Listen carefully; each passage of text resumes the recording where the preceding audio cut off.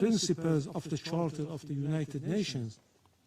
I also categorically reject the assertion made by the representative of France, the United Kingdom, and certain other Western members regarding Iran's peaceful nuclear program. These claims lack a factual and legal basis. Mr. President, distinguished colleagues, the President of the United States and the Prime Minister of the Israeli regime have openly claimed responsibility for this act of aggression and have explicitly articulated regime change as their objective, an unmistakable admission of their intent to violate Iran's sovereignty and territorial integrity.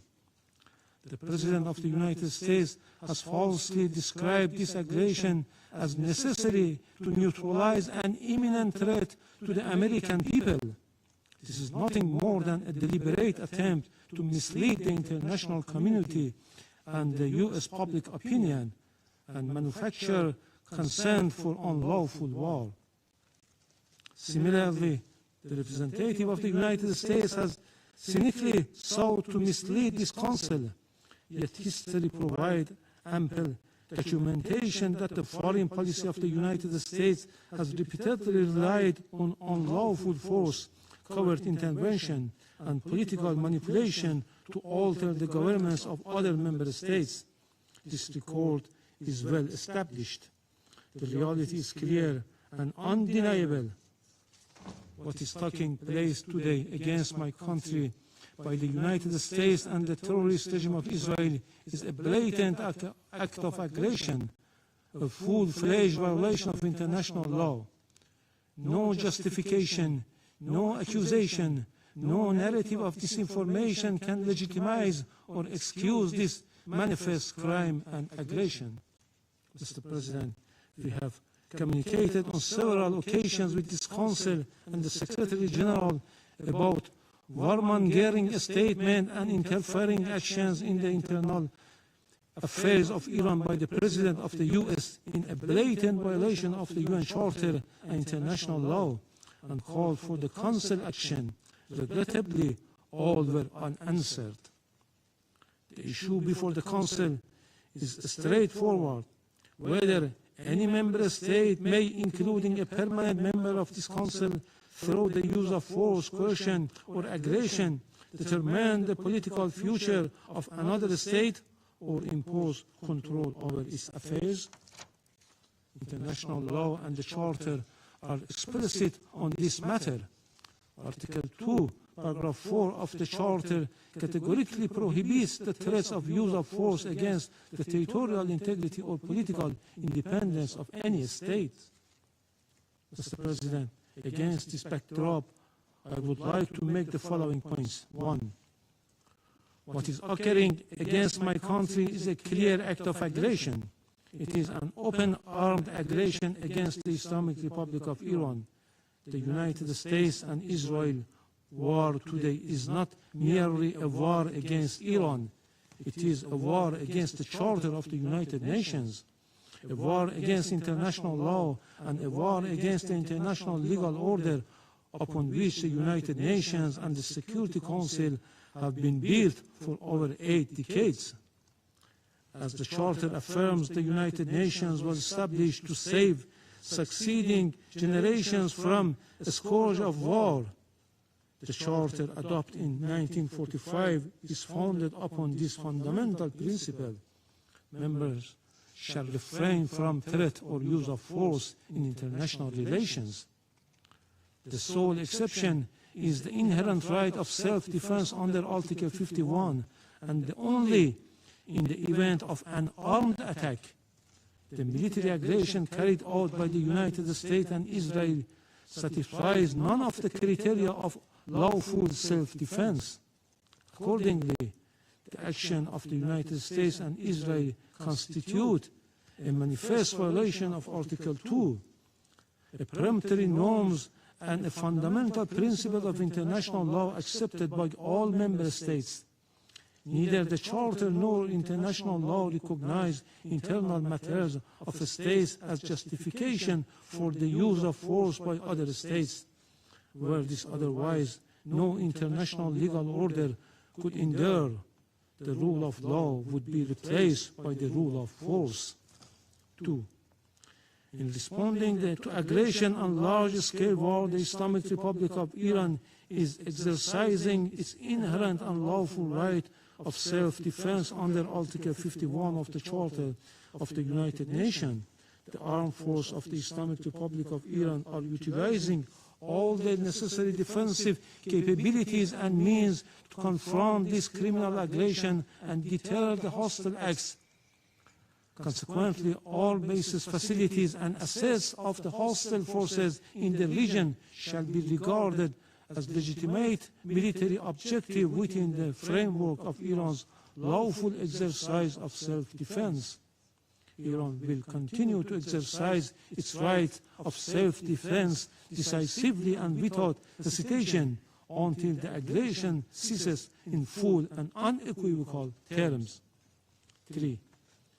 Iran remains firmly committed to respecting the sovereignty and territorial integrity of its neighboring countries. Under no circumstances will we target the sovereignty, people, or interests of our neighboring countries in the Persian Gulf. Our legitimate response have been directed solely and exclusively at the bases and assets of the hostile government of the United States that operate beyond the control of the host states. Priority has been given to the targets that diminish the aggressor capability and capacity to continue its malign actions. We had previously and formally conveyed this warning to the Secretary General and the Security Council. 4. Despite continuous U.S. hostile policy, we were sincerely and seriously pursuing the path of diplomacy and dialogue to reach a just, fair, and sustainable agreement. Yet, for the second time in the midst of the negotiation, the United States betrayed diplomacy and resorted to force and launched an attack against my country in blatant violation of Charter of the United Nations, presently interfering in Iran's internal affairs. They are even calling on the people to riot against their own government. The recent record of the United States toward Iran is equally clear. Since January 2025, the U.S. administration again reinstated the hostile approach, including the policy of so-called maximum pressure and economic strangulation through sweeping sanctions. The General Assembly has repeatedly voted by overwhelming majorities against such unilateral coercive measures. The objective of these illegal measures has been transparent, unconditional surrender. Despite repeated warning by Iran to the Secretary General and the Council regarding serious violation of the Charter by a permanent member, the Council has regrettably failed to discharge its primary responsibility, allowing the erosion of the rule of law in favor of the rule of force. 5. Just as the Israeli regime succeeded in dragging the United States into the quagmire of war with Iran, the United States in turn is deliberately seeking to expand the scope of the conflict by exploiting spaces in the Persian Gulf region. The hostile U.S. government dream of swallowing Iran and forcing the Islamic Republic of Iran into submission will never be realized. This war, before being a contest of military equipment and advanced technologies, is a battle of wills, and in that battle, the Islamic Republic of Iran will prevail. Furthermore, the Islamic Republic of Iran has repeatedly affirmed its commitment to diplomacy and negotiation. However, it will never submit to pressure, coercion, or force. Diplomacy has rules and principles. It cannot coexist with aggression. 6. The duty of Council members is to defend international law and specifically the Charter. They are not called upon to judge the political system of states nor to determine whether military aggression or economic siege leads to freedom or domination. Expression of concerns and empty condemnation are not sufficient. The Council must act.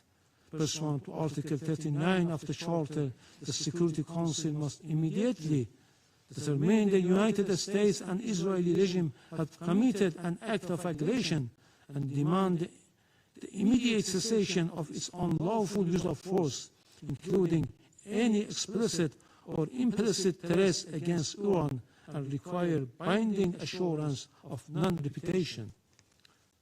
Affirm that the United States and Israeli regime bear full international responsibility for all materials and moral damage inflicted upon the infrastructure and facilities of the Islamic Republic of Iran and are obligated to provide full reparation. Let me conclude, Mr. President, with a simple and undeniable truth.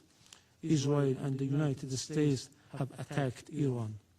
They have violated international law and the Charter of the United Nations. They must be held accountable. So long as this aggression continues, Iran will continue to exercise its inherent right of self-defense firmly, proportionately, and without hesitation until the aggression ends. The Security Council must act now and stop this act of aggression immediately. Silence is complicity in this crime. I thank you. I thank the representative of the Islamic Republic of Iran for the statement, and I give the floor to the representative of Israel. Mr. President, for 47 years, the Islamic regime in Iran has led crowds in chanting, March Bar Israel, March Bar America. Mr. Iravani, do you want to translate these chants?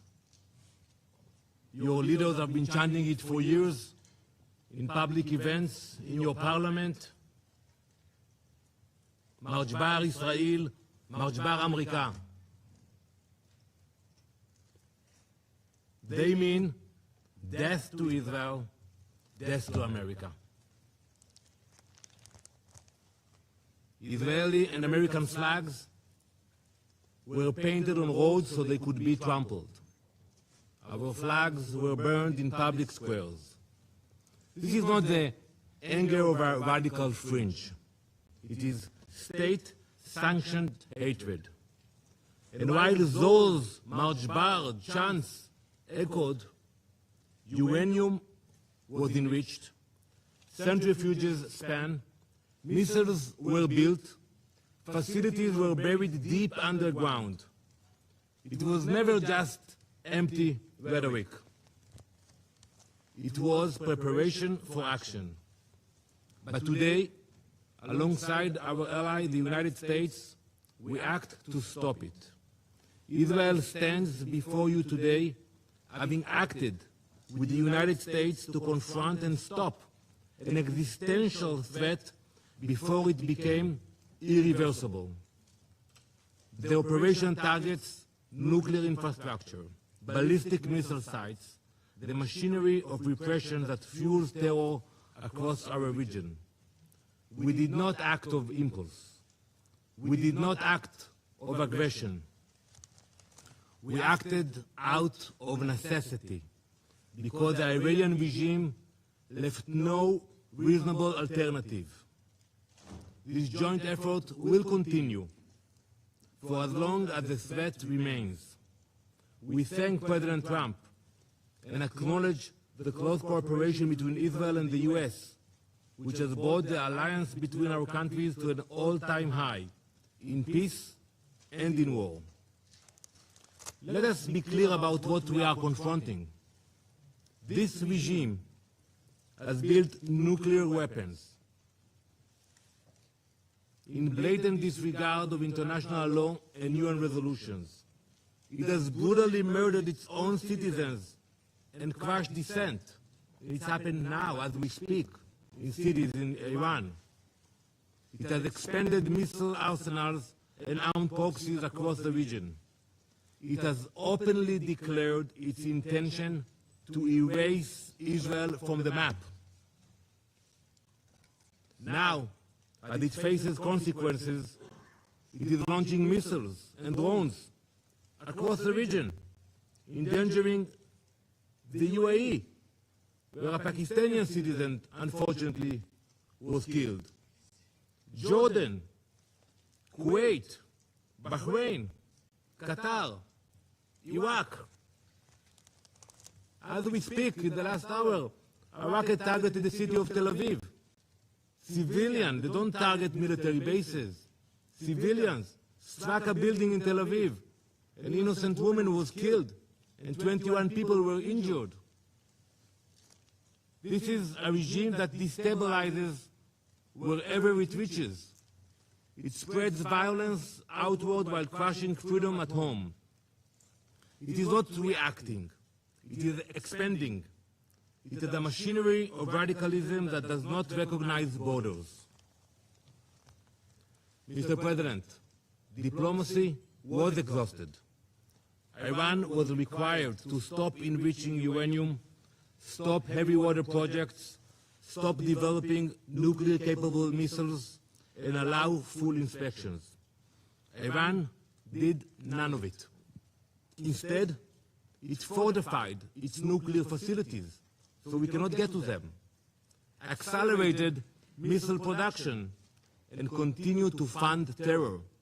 Since the last operation in the summer, they spent billions on their proxies. The resolutions were clear. The strategy was just as clear. Delay, delay, delay. But we will not be played. And it's simple what they were planning. They were building the means to corner us, to force an irreversible reality with our backs against the wall. That is not a future Israel will accept. No responsible nation should. This operation is guided by clear objectives: eliminate immediate threats, dismantle the nuclear program, destroy its ballistic missile production, neutralize naval threats, break the proxy network that destabilizes the region. The operation was carried out in order to protect the people of Israel within the framework of the ongoing armed conflict between Israel and Iran, in line with the UN Charter and in accordance with international law. Our forces stand ready to stop extremism armed with nuclear weapons. To the soldiers of the IDF, our boys and girls, my son, my daughter, we salute you. You stand like lions defending our people. An entire nation stands behind you. We have heard the condemnation from few member states, from the Secretary General. But we all know that escalation did not begin today. It began when Iran armed proxies and exported terror, expanded missiles and drones, advanced its nuclear program in violation of its commitments, turned on its own people, beating, imprisoning, executing. Where was the outrage of the UN? Where were the consequences?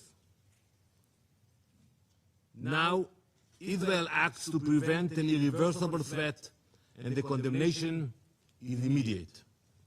This is the definition of hypocrisy.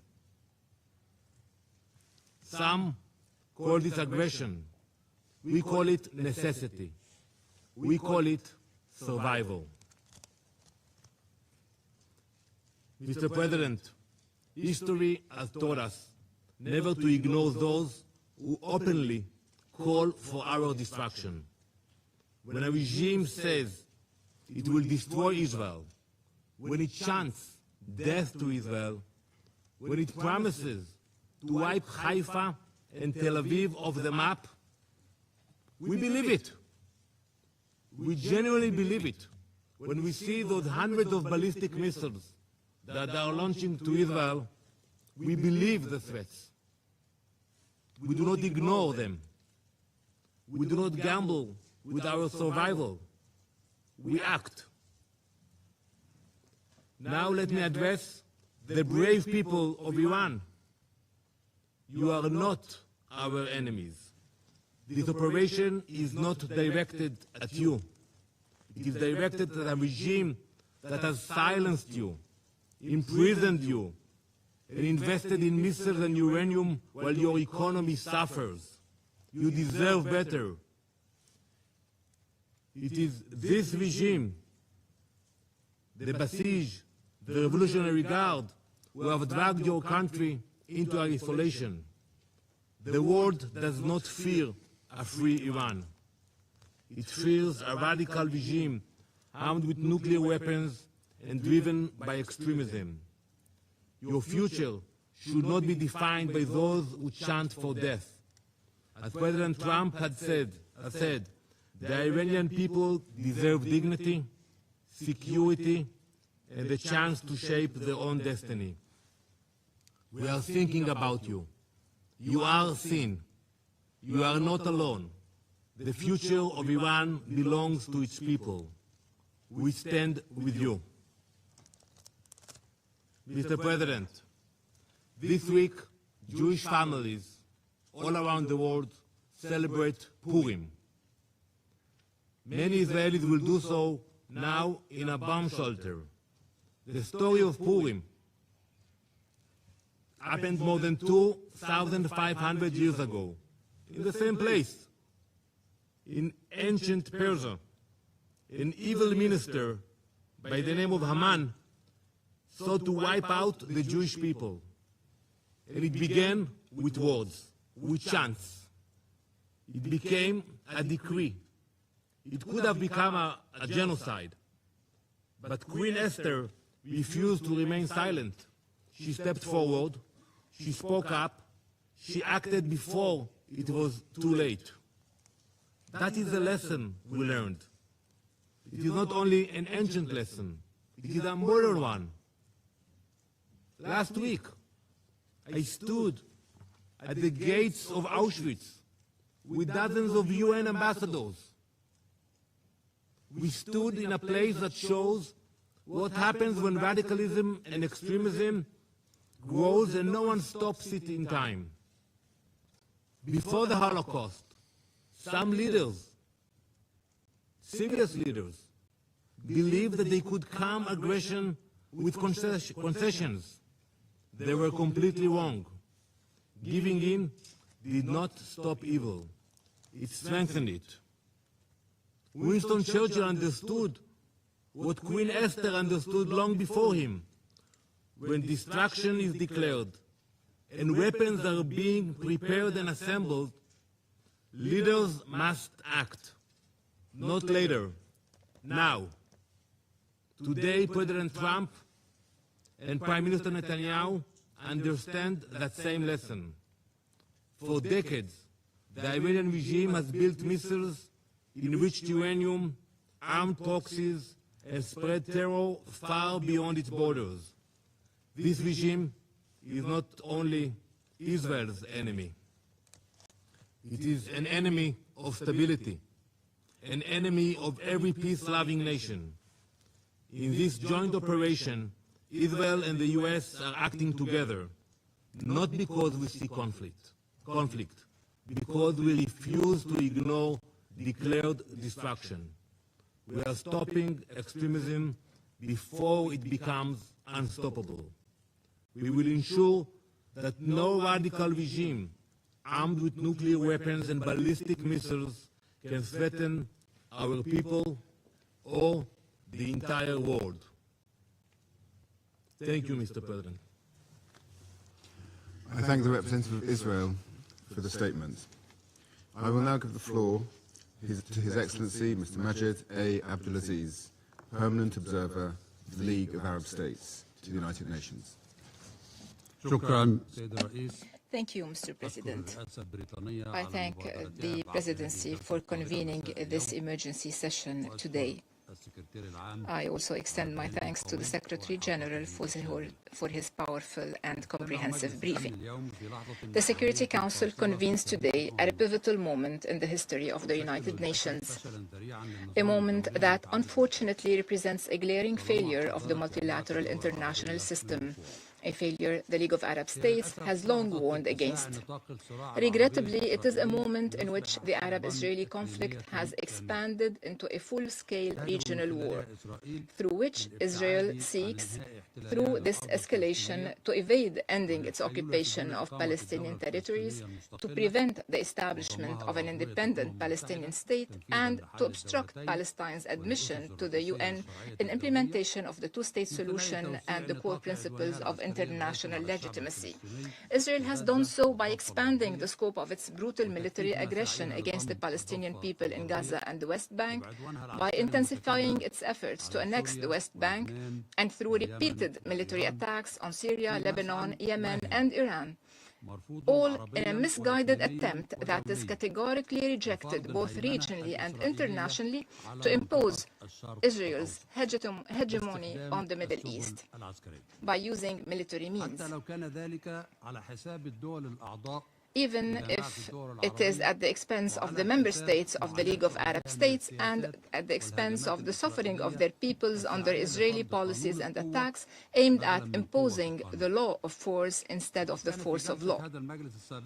At the Council's previous meeting on this item last week, the Foreign Minister of Israel, the occupying power, made extremist religious assertions, thus offering clear evidence of the arrogance of Israel, which seeks to impose its own extremist religious interpretation on the word, claiming that all Palestinian land, including the West Bank, which cannot be annexed under President Trump's plan and under Security Council's Resolution 2803, all this Palestinian land has belonged to Israel for thousands of years. Such claims reflect an unmistakable contempt for the legal, historical, and foundational principles upon which international legitimacy have been built in this Council and in this organization. Despite the announcement 2 days ago in Geneva that negotiations between the United States and Iran on the Iranian nuclear file has made some progress, Israel has blatantly disregarded all these developments in pursuit of narrow, self-serving interests. It has launched a wanton military attack at dawn today against the Islamic Republic of Iran, claiming that the attack was intended to prevent Iran from acquiring nuclear weapons. At the same time, Israel itself refuses to join the Nuclear Non-Proliferation Treaty. It refuses to subject its nuclear facilities to the IAEA's comprehensive safeguards regime, and refuses at the same time to attend the United Nations Conference on the establishment of a Middle East zone free of nuclear weapons and other WMDs. That conference, held for the 7th consecutive year at the United Nations last November, with the active participation of the Islamic Republic of Iran in all its sessions, and with the continued boycott of Israel and one permanent member of this Council. This Israeli boycott of this important conference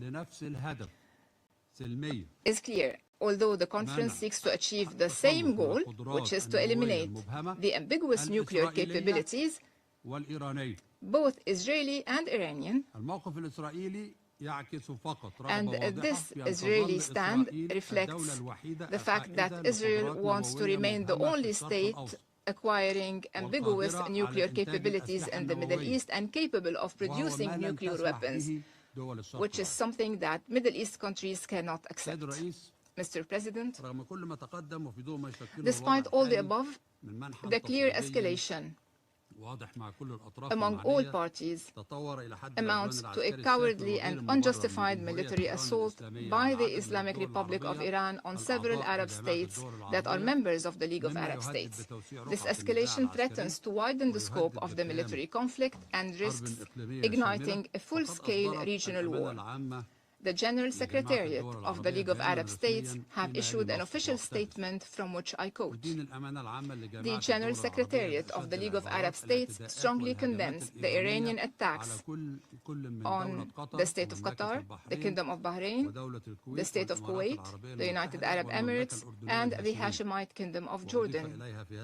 And I add the Kingdom of Saudi Arabia, Syria, and Lebanon.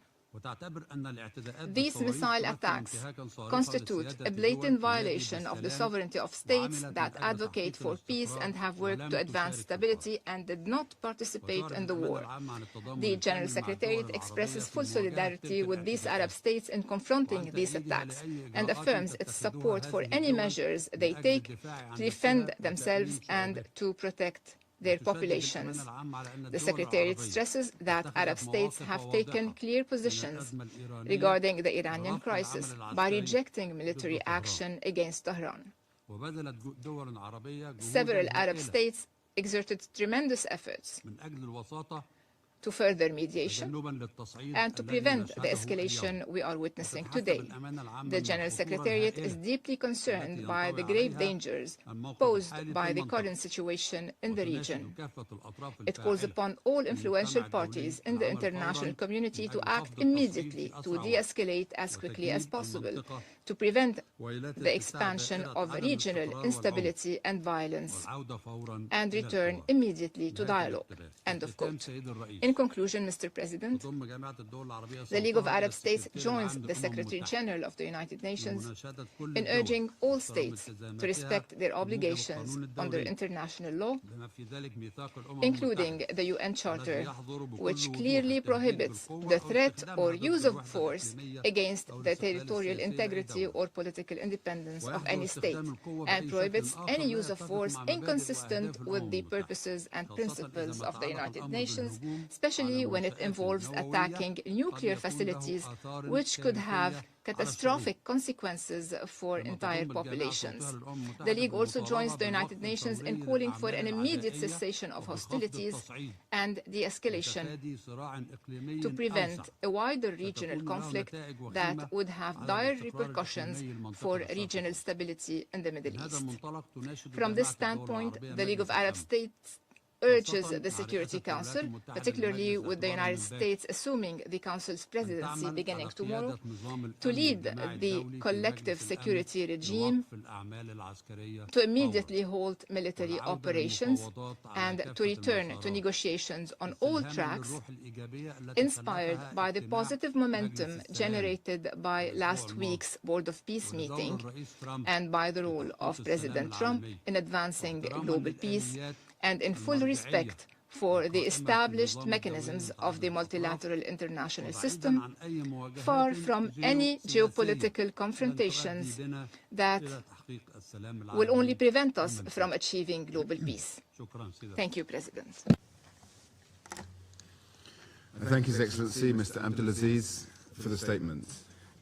The representative of the United States has asked for the floor to make a further statement.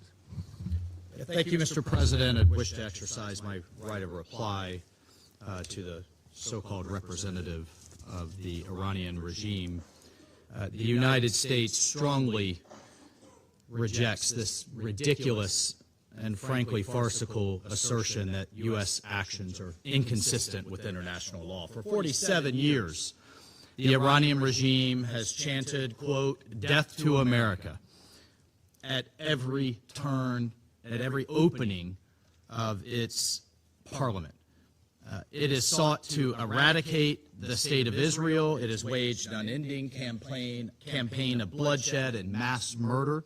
It is responsible for a series of unprovoked armed attacks targeting the United States and Israel, violations of the UN Charter, and threats to international peace and security across the Middle East. It has even attempted to assassinate the U.S. President, President Trump. It has done so not only directly, but through its proxies, seeking to hide and mask its bad actions while publicly claiming to be a Iran's menacing activities directly endanger the United States, our troops, our bases overseas, our partners, our allies around the world. The United States has made every effort to negotiate a peaceful resolution of this conflict with Iran. But Iran has failed to take that opportunity. So in close coordination with the government of Israel, the United States has taken lawful actions to address these threats in line with Article 51 of the Charter of the United Nations. And Mr. President, I'll just say on a final note, you know who is not complaining tonight? You know who is not citing the vagaries of international law? You know who is celebrating in the streets around the world? The Iranian people. Mr. President, maybe, perhaps just maybe, they will finally be free. I thank you. I thank the representative of the United States for the statements. The representative of Bahrain has also asked for the floor to make a further statement. I give them the floor. Thank you, Mr. President. I apologize for taking the floor once again.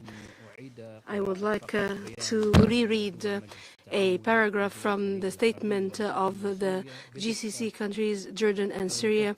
Accurately, it is as follows, and I quote, "As we have pointed out in the letter addressed to you today, a number of Iranian missile attacks have targeted today the UAE, the Kingdom of Saudi Arabia, the State of Qatar, the State of Kuwait, and my country, the Kingdom of Bahrain, and the Hashemite Kingdom of Jordan, and the Syrian Arab Republic in a flagrant violation of the sovereignty and territorial integrity of these countries." I think.